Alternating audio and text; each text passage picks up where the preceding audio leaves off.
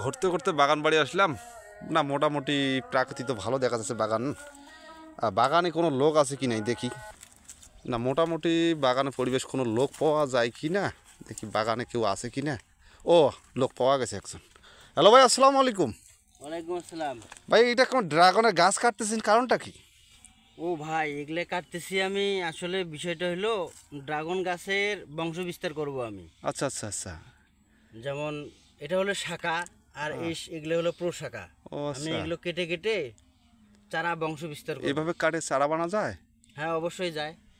আমরা তো জানি না ভাই, এই জন্য একটু জানতে চাইলাম। এই যে আমি দেখেন একটা কেটে নিয়েছি, এগুলো এখন সাইজ করে নেব, ছুসালো করে নেব। ও আচ্ছা আচ্ছা আচ্ছা, এই শোষালো দিয়ে কী হবে আপনার চারার? ছোচালো করে নেওয়ার পরে আমরা প্যাকেটে দেব। ও এইভাবে শাখা থেকে যত প্রশাখা বাইর হয়েছে সবগুলো আমরা এইভাবে মাটি ভরে প্যাকেটে দেব, বংশ বিস্তার এইভাবে হয়ে যাবে। ও, এটা ড্রাগনের চারা হবে ওটা থেকে, তাই না? এটা থেকে চারা হবে। যাক, ভালো তো। তো ঠিক আছে ভাই, আপনার কাছ থেকে ভালো একটা জিনিস শিখলাম। ঠিক আছে। ওকে।